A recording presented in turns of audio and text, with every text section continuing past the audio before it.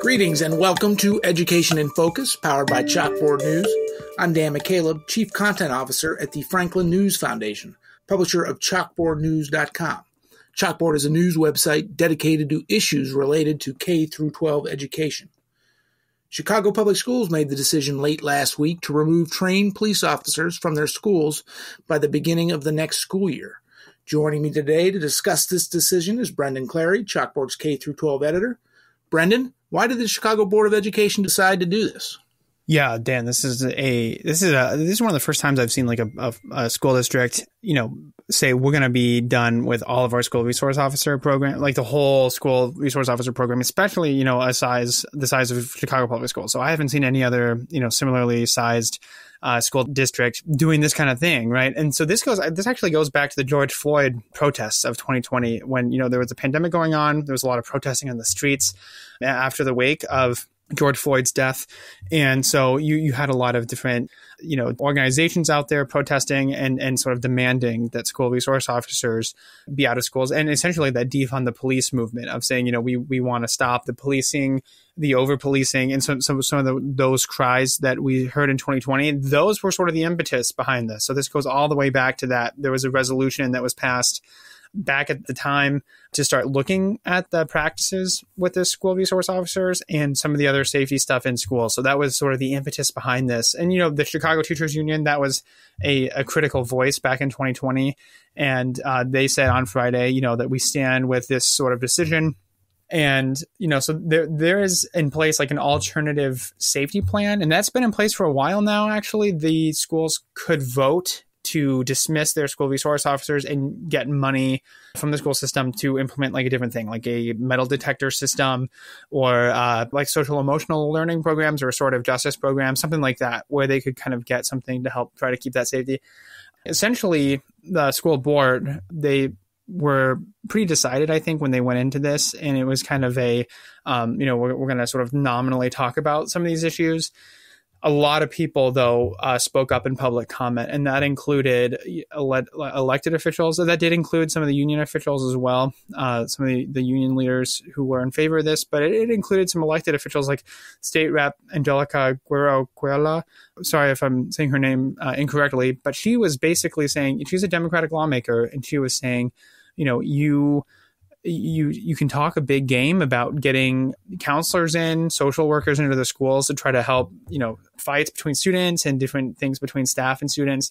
But essentially, she's like, how are you going to get more people to sort of magically? And she's like, something that we've run into at the state level is that there's a shortage of these people. And so, and also she said, who's going to want to work in your schools if, there's these viral videos of teachers being thrown to the ground or being pushed into lockers. And if, you don't have a control over your school, who's going to want to work there? Like, how can you pay them enough money to essentially work there? And that if, you don't have sort of that order, then you're going to have these problems. So, I think that there's a lot of people who, were in public comments were saying like, this is a really bad idea. And, that there are going to be some trickle down effects into the school because of this. And that's something that we've covered before at Chalkboard when this first was announced that they were thinking about doing this. And there were some principals who said, this is going to be problematic for me. So what are they going to replace school resource officers with, Brendan? Yeah, no, I think from what I've understood, it's stuff like restorative justice, like I mentioned. So restorative justice practices, which I've written about a little bit before, which honestly works best from what I've talked to experts, and they honestly say it works best in like elementary school and high schools, but it doesn't really work in middle schools because middle school students, I mean, it's kind of intuitive if you know a lot of middle school students, I think they don't really like to talk about their feelings that much. And they don't really, want to open up about that kind of thing, which when you have a restorative justice circle, you're trying to get each other's feelings and try to be open with each other and try to build empathy. That's like a fundamental part of that. And I've heard that that's got some mixed results in middle school, essentially, or it does not really work for students in middle school. You also have, I think, metal detectors and some of those other kinds of maybe security staff that are not, police officers that would be there. So some of these alternatives that are not where you could potentially be, arrested, or you could have, a run-in with the law. So sort of any kind of, I think there's a myriad of alternative things, but I think that they're kind of putting some of those more, what they call equitable alternatives at the very top of their list. What about the school safety issue, Brennan? We've unfortunately in the news business, members of the general public have exposed to so many school shootings with police officers in the buildings acting as resource officers. But at least there's a police presence there, and that's got to act as some sort of a deterrent for someone. If you know there's police officers inside a school building, you'd be less inclined, I would think, God forbid it ever happen. I know, but we've just been doing this too long that we know the likelihood it's going to happen again. How do they address that, taking police officers completely out of the schools? Yeah, I do think that's a concern that was raised. Alderwoman Monique Scott from Chicago's 24th Ward, she basically said that, there's crime in the surrounding areas. She said that principals will call her frequently needing help and asking for police presence. And she also said, she mentioned that, that if you have a school resource officer, they can come up with like a multidisciplinary threat team. Essentially, these are trained resource officers that know the school, they know the layout. And that is an advantage, Dan, and I've talked to some of those to the National Association of School Resource Officers. And that's something that they say, that's important for schools to have an officer who's familiar with the building, who's familiar with, how to do the lockdown procedures, how to work with administration and stuff, and who is familiar with the students even, that they know them. So I think that is a bigger question, and I don't know exactly how they're going to address that because, as you mentioned, like, hopefully that never ever happens again. But, there is sort of this thing of we live in the real world and that there is this crime that goes on outside of the school. And sometimes that goes into the schools, right? And it's not ever supposed to happen. Like that is supposed to be a safe place for students to learn. But that's not always the reality, right? And the same thing is true of the fighting. We've seen videos of students fighting and they often go viral or, they get a lot of attention.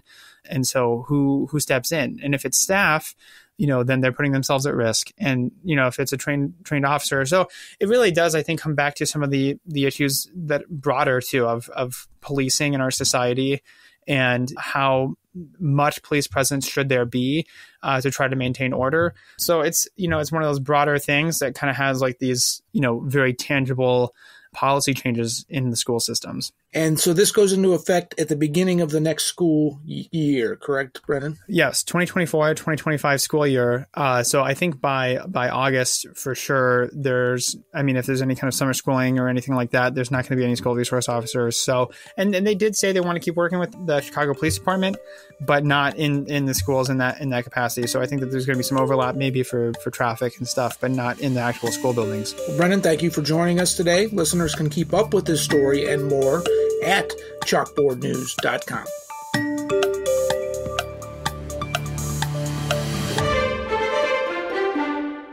Like to stay informed on the go? Audible has an ever-growing selection of audiobooks at your fingertips. Whether it's that classic you've been meaning to get to or the new release you've been waiting for, follow the link in our show description to get 30 days of Audible free.